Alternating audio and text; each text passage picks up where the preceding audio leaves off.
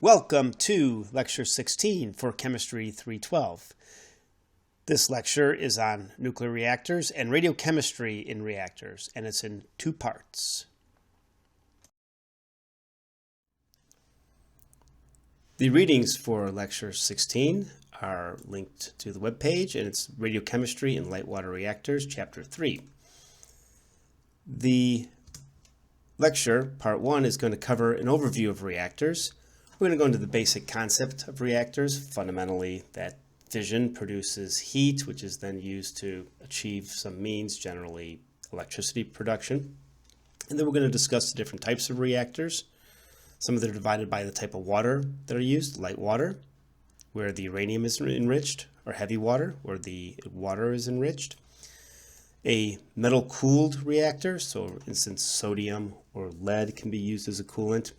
This changes the energy of the neutron. The light water and heavy water reactors will slow down the neutron. Metal-cooled reactors, the neutron doesn't get slowed down. So you have different properties. You have a fast reactor and a thermal reactor. We'll also talk about gas-cooled reactors as opposed to liquid metal or water as the coolant. Gas is a coolant. Molten salt reactors, where the coolant and the fuel itself is combined. In this case, the molten salt reactor, uranium chlorides, uranium fluorides have been used. The fuel itself is melted. It's contained in a vessel. That's one primary concept. All the reactors we've talked about have been developed, have been tested. Light water and heavy water reactors are currently the bulk of the power reactors. There have been gas-cooled reactors, molten salt reactors made, and certainly there's been metal-cooled reactors, so sodium-cooled, uranium-fueled, fast reactors.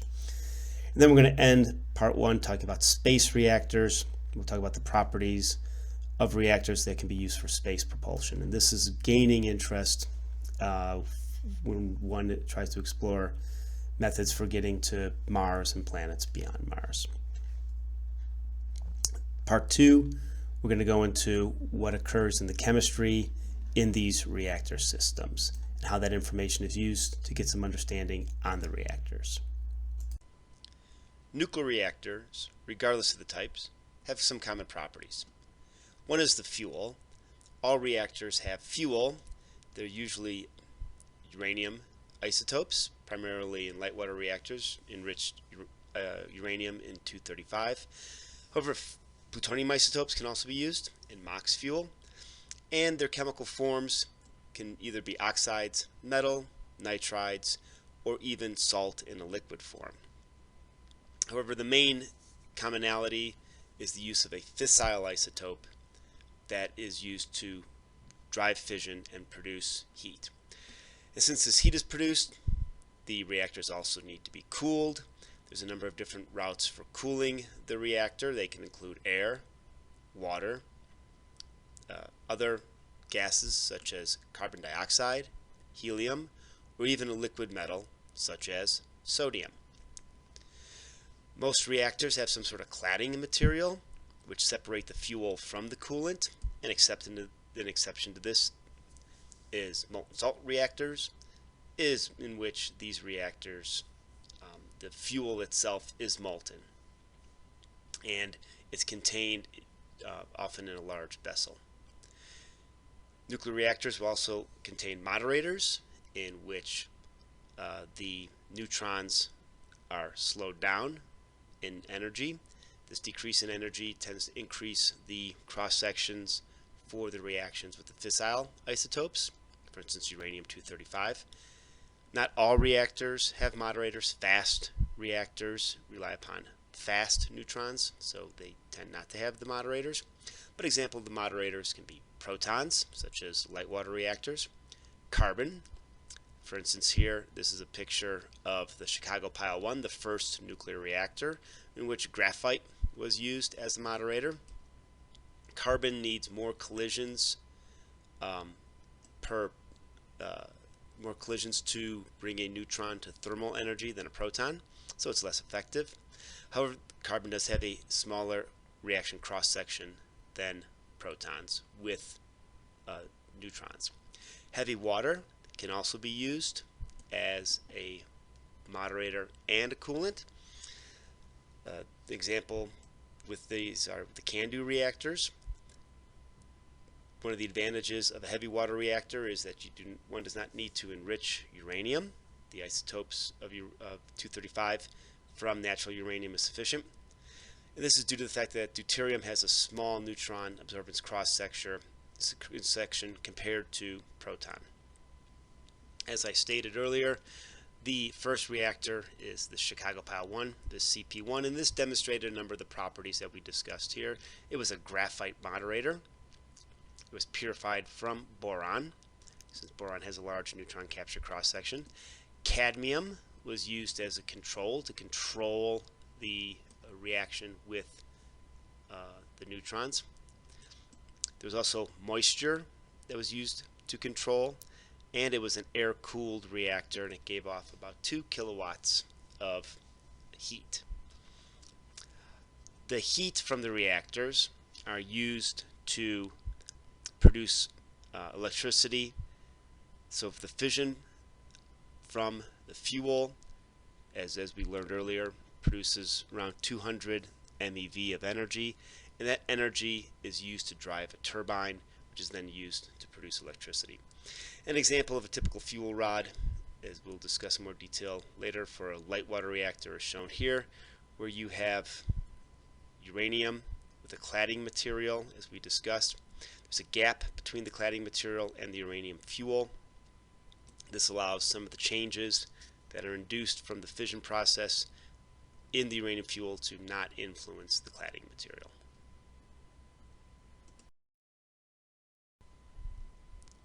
The reactor materials also have similar characteristics.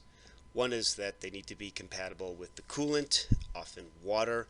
However, salts can also be used as a coolant, and the materials need to be compatible with these materials. The compatibility needs to be durable at a high temperature. For instance, water is at about 300 degrees in pressurized water reactors during operation. They need to be resistant to corrosion. For obvious reasons, you wouldn't want the material producing particles that then go into the reactor, or breaking and causing coolant or even the fuel itself to be released. They need to have minimal interactions with neutrons, since the neutrons are the driving force in the production of power through the fission process. They need to be compatible with the burnable poisons. So the burnable poisons are compounds that are put into the reactor to help control the neutrons. For instance, boron can be a burnable poison. These burnable poisons can be both in the water and in the fuel, depending upon the reactor type. The materials need to have high strength, and they need to be resistant to hydrogen embrittlement. In a reactor, we generally have the fuel confined to a specific region. In light water reactor fuels, an example is shown here. You have a fuel pellet, which is a cylinder of uranium dioxide, and it's usually clad by some material. This cladding material is designed to separate the fuel from the solution. So the coolant, generally water. So in this case, we have this region where the fission is occurring, fission products are being formed, they're impinging upon the fuel, they're forming different phases, the fuel's undergoing stress, it can crack, you can have some swelling as the fuel swells, as the fission gases increase, it can push out against the cladding material, and this can drive some potential interactions. One interaction is initiate stress corrosion cracking, where if you have the fuel begin to crack and it's pushing up against the cladding material, that crack can then propagate out to the cladding. Another interaction, once we have some interface between the fuel and the cladding, the chemistry can start influencing the fuel can start influencing the cladding. So if you start making elements that start having larger reactions with your cladding material, which is generally a zirconium-based material, you can start changing the chemistry of the cladding material and the fuel itself right at that interface. So this stress corrosion cracking is an effect, and this chemical interaction, the fuel cladding chemical interaction. Another example of some changes in the chemistry. This is a U3Si kernel, so uranium silica, which is people are looking at as a fuel. This material is in some zirconium cladding, so this material is basically interdispersed in the zirconium, and this would form a pellet that would then slide into this cladding material. And as you can see, upon irradiation, we have some changes in the chemistry, which is observed microscopy. So you get some interaction between the zirconium material and the uranium silica material. That's really driven by the fact that you're producing fission products, and it's those fission products that are interacting. Now, of course, the knowledge of the chemistry is useful in events where the fuel is outside of the cladding. So if the fuel escapes the cladding and goes into a coolant, understanding the chemistry of the fission products in this aqueous solution is important to understand its ultimate behavior. Now, there is a type of reactor that's shown here. This is the fuel for a molten salt reactor. They differ in the sense that they're not in cladding, but they're in vessels. So imagine that you start off with this would be a crystal, and this is a lithium, beryllium, uranium fluoride. As it heats up, it melts, and then you could have this in a vessel, and the liquid acts as its own coolant. It circulates, so you basically replace the cladding on each pellet with a large vessel that acts as a cladding for this entire solution. So molten salt reactors, we're not going to discuss them in detail, but the same sort of chemistry would go on. As I begin to fission this uranium and I make fission products, how are those fission products going to interact with the fluorides? So as opposed to the oxides in uranium dioxide, or the silicon in the U3Si, you've got the fluorides that are also going to influence the chemistry in these fluoride solutions. You also have conditions where radionuclides are generated in structural material. This is due to neutron capture. For instance, if you have a material, often stainless steels, contain cobalt-59, a neutron activation, that cobalt-59 is going to produce cobalt-60, and that cobalt-60 is going to be fundamentally embedded into that material. And how much material you're going to produce is obviously dependent upon the cross-section and the number of neutrons that are interfacing with this material. A typical example of a power reactor is a pressurized water reactor, also called PWR, and it is shown here. This is Westinghouse designed. You can see where you have the fuel rods, inlet for coolant, outlet for coolant. There's around 70 of these pressurized water reactors operating in the US. The vessel height and diameters are shown here, so they're rather large, on the order of 12 meters. The weight is on the order of 250 to close to 600 metric tons. The pressure, as it's implied, a pressurized water reactor has a maximum pressure of 2,500 psi and a maximum operating temperature of around 350 degrees C. And a schematic of this reactor, and very similar to other power reactor designs, are shown here, where the heat is generated in the reactor vessel. The coolant from the reactor travels to a loop where a secondary loop of, in this case, water, transfers the heat, produces the steam. This steam turns a turbine. The water condenses and continues to loop around. So you do not use the initial coolant water from the reactor to drive the turbine. Use a secondary loop. One design that does use the actual reactor vessel coolant are reactors that are used in submarines, and this is due to the space confinement. Information on a pressurized water reactor fuel assembly is provided here. There's typically on the order of 250 fuel rods per assembly, around 500 kilograms of uranium. Each rod is on the order of 3.7 meters. And the amount of power that a pressurized water reactor can produce is based upon its size, and it goes anywhere from 600 megawatts electric to 1,500 megawatts electric.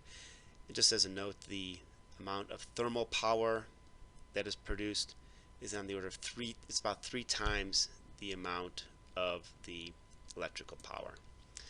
The core of these reactors are shown here. The diameters are on the order of 2.5 to 4 meters, and the total number of fuel assemblies, so again there's around 250 fuel rods per assembly, and the total number of assemblies per reactor can vary from 120 to around 250. Another type of light water reactor is shown here as a boiling water reactor. There's about 35 operating in the United States. And a boiling water reactor operates at a pressure of about 1,100 pounds per square inch, and with the water boiling at the core at a temperature of around 285 degrees C. There are control rods located in the center of a 4-assembly cluster of fuel assemblies. So this control rod's used to control the neutrons and thereby the energy of the reactor. They're normally operated on a 3-year cycle, and about 1/3 of the core fuel is discharged annually. For a boiling water reactor, 1,000 megawatt electric boiling water reactor has about 100 metric tons of heavy metal. That's usually defined as uranium. The reactivity is controlled with burnable poisons added to the fuel, for instance gadolinium dioxide. And this gadolinium, as a burnable poison, it has a large neutron capture cross-section. When the reactor starts, there's often, in the initial phase of the reaction, there's often an excess of neutrons. This gadolinium absorbs those excess neutrons. The reactor power can also be controlled by changing the flow of water through the core. And the way the electricity is produced is shown here, and in this case the coolant water can be used directly to drive the turbine, and then this water is then condensed. So this is some variations on the reactors for light water reactors, either a pressurized water reactor or a boiling water reactor, but they both operate through boiling water and using that steam that's produced to drive a turbine and produce electricity. The boiling water fuel assembly is shown here. The fuel pellets are stacked in cladding tubes made of zircaloy, which is a zirconium-based alloy. These fuel rods are on the order of 3.5 meters. They're put into square lattices, either 8x8 or 9x9, and the water flows up along the fuel, and the rods are housed in a channel box, or also called a duct, as is shown here. And the zircaloy alloy is shown here. It contains zirconium, some tin, iron, chromium, and nickel.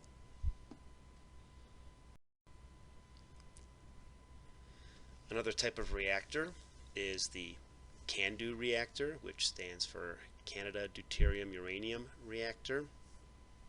This reactor is cooled and moderated with heavy water, and this exploits the difference between the neutron absorption of hydrogen isotopes. Protons absorb neutrons to a much larger extent than deuterium. Therefore, one does not need to enrich the uranium in a reactor that uses heavy water as a moderator and as a coolant. The outlet temperature of this reactor is around 300 degrees C, and the core height is around 6 meters and a diameter of around 6 meters. And here's an example of a CANDU core with person shown here. The fuel rods can be put in and put out of this assembly while the reactor is operating. So you have the option of doing online refueling for a CANDU reactor. The fuel assemblies are shown here. Your fuel pellets, for instance uranium dioxide, are placed into these bundles, and these bundles can be moved into the reactor vessel.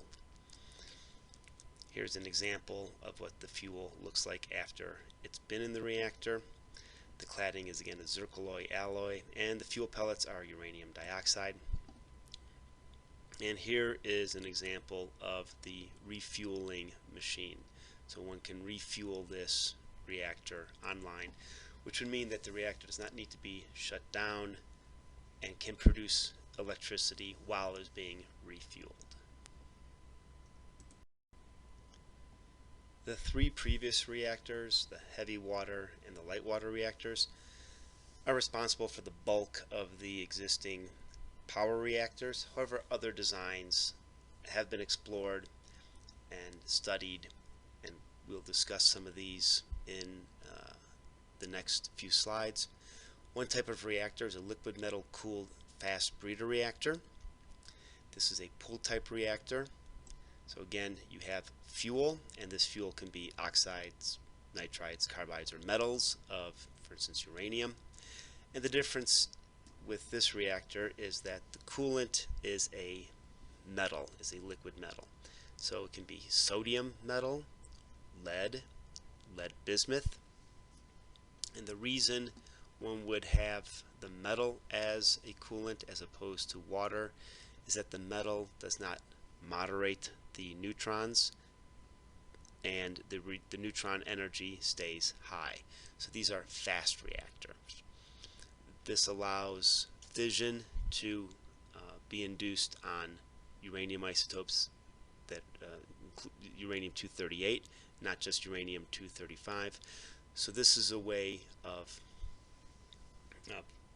both using uranium-238 as a fuel source and also breeding in plutonium from the uranium. So that's where the breeder reactor comes in. And again, similar to the pressurized water reactor, you have a metal fuel, which is liquid. This takes the heat from the fission process, goes to a exchanger where the heat from the metal fuel is transferred to water, and this water produces steam and then goes to a turbine. And this turbine is used to produce electricity. And there are two types that are shown here. Here's the pool type of reactor and a loop type of reactor.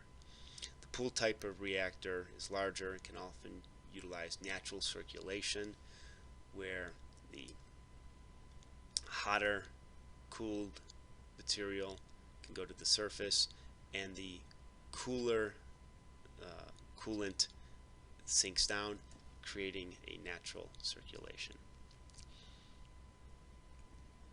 These can operate at higher temperatures, up to 650 degrees C, and they also need to make sure that there's compatibility of the materials with the coolant material.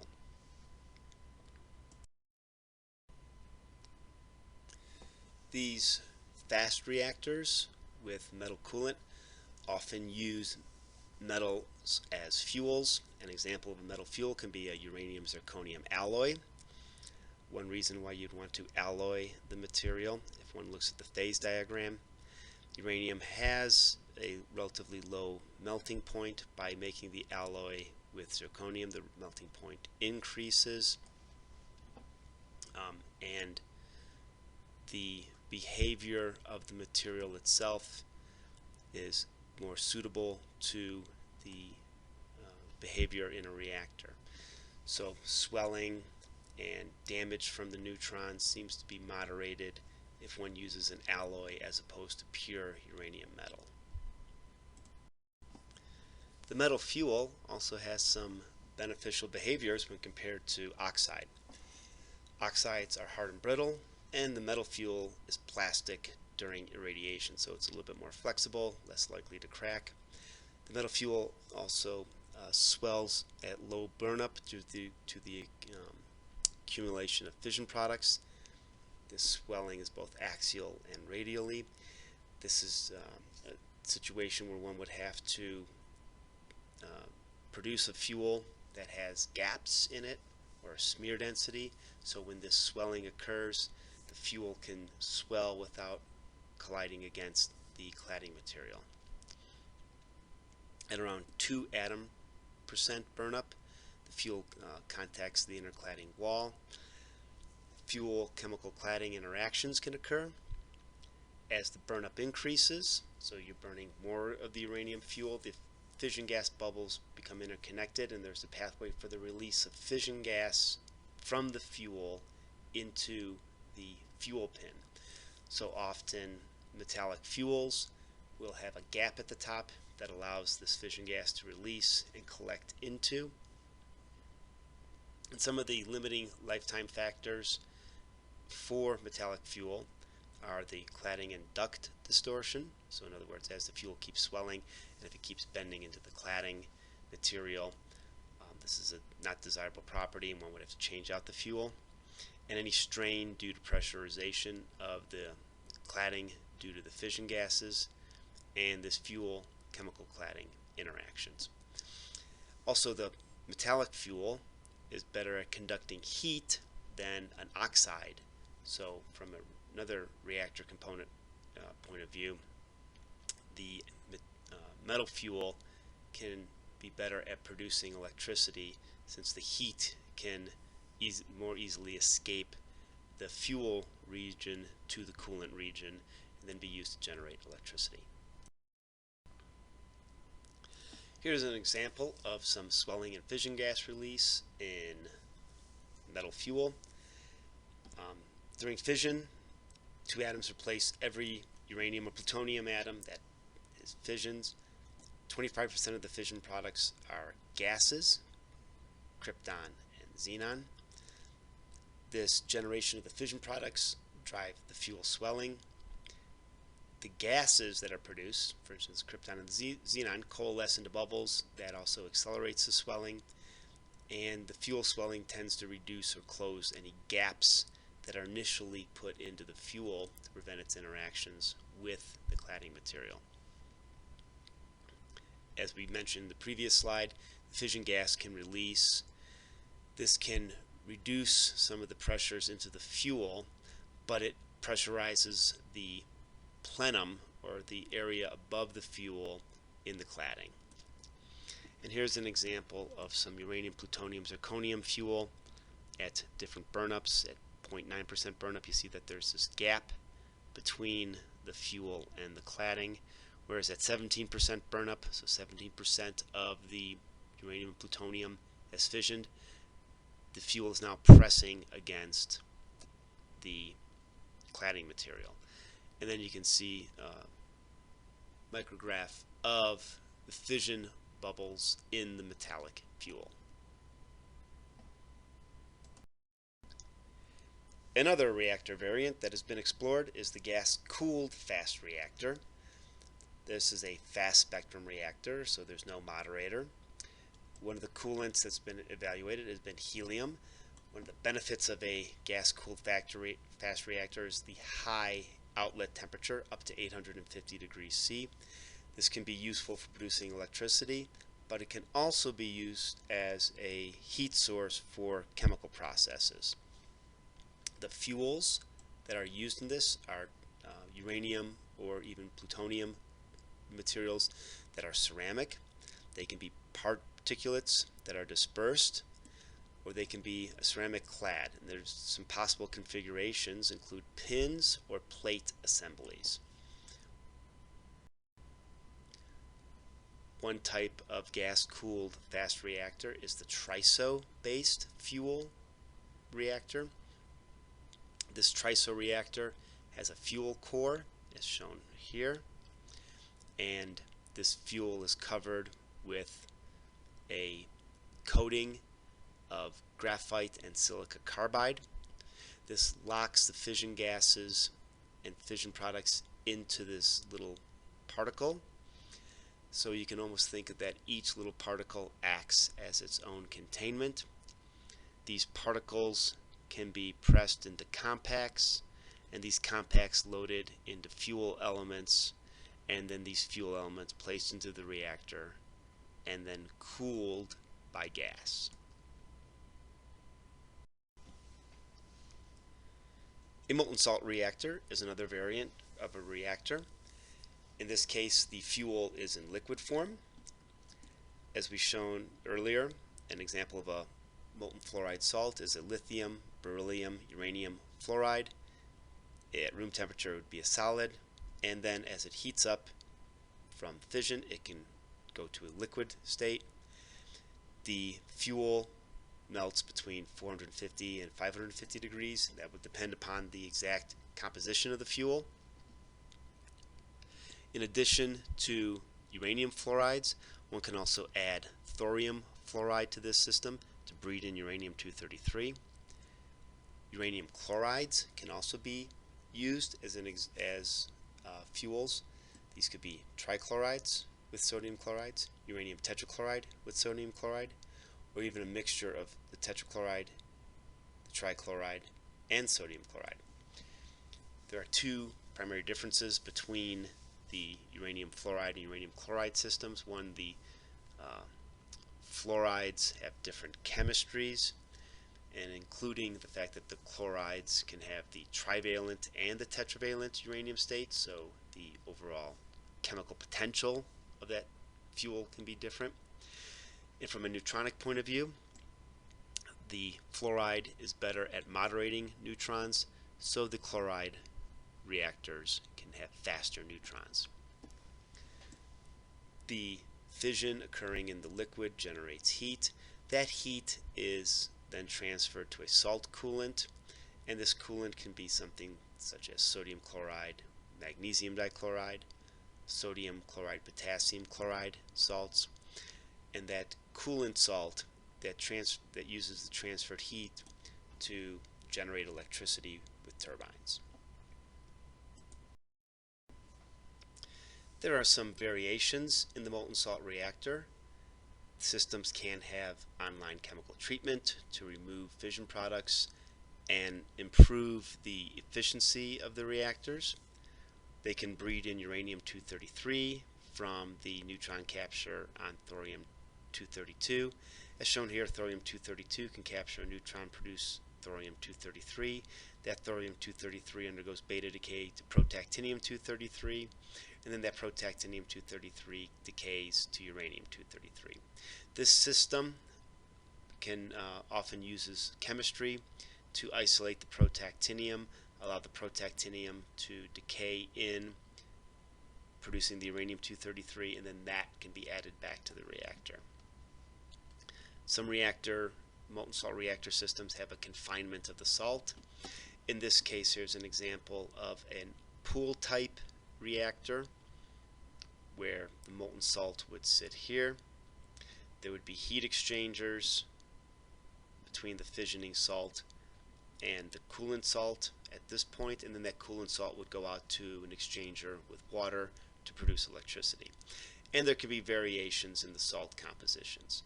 We talked about lithium, beryllium, fluorides, but some systems have also explored zirconium fluorides. And with the chlorides, it's usually the uranium chlorides along with sodium chlorides. A final example of a reactor type in this lecture is one that's used for propulsion. Again, the fuel is used. This type of fuel is very similar to the triso fuel that we discussed earlier for the gas-cooled reactor. The fuels are placed in fuel elements, and then the reactor is assembled, and it actually looks something like this on the back of a rocket. The way this reactor operates to produce thrust for a rocket is through the use of hydrogen. Versus hydrogen in a cooled state is introduced into the reactor from a storage dewar. The hydrogen gas is heated and accelerated by the fission heat, so it passes through the reactor, very much like a gas-cooled reactor. This accelerates the hydrogen, and that is used to propulse the rocket. So the nozzle directs the kinetic energy of this system. The assembly, the reactor is placed here. The gas would be passed through. Here's your hydrogen feed tank, passes through the reactor and passes out the nozzle, propelling the rocket forward.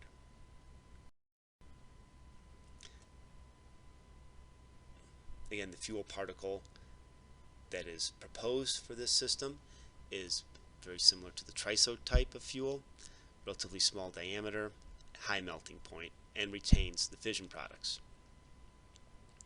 It's made up of graphite with uranium dicarbide dissolved into the graphite matrix,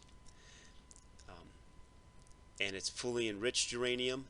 The reason one for a rocket would prefer to use fully enriched uranium as opposed to 5% is that you can make the reactor smaller, so for rockets that is an important component. The way this reactor would be used to propel space vehicles would be that the vehicle would already need to be in Earth orbit. The principle operates by accelerating light mass to high velocities using the nuclear fission heat, so that's why helium is chosen. The high exhaust velocities make for more effective use of light mass propellant. The coolant can enter at 40 K and leaves at about 3000 K. There's some frit material that the gas needs to pass through. There's a few choices that have been explored, including rhenium, boron nitride, and some coated carbon. There's a cold frit material that needs to retain some of the reactor components. And the coolant is about 18% of the total moderation. Other moderators of choice include aluminum and hydrocarbons. That completes Lecture 1, where we discussed the type of reactors, some concept of reactors. It's part of the lecture on the radiochemistry in reactors. When you've completed this part, please go on to Lecture 2, where we'll talk about speciation in irradiated fuel, utilization of the resulting isotopes, and then some overview of fission product chemistry in reactor systems.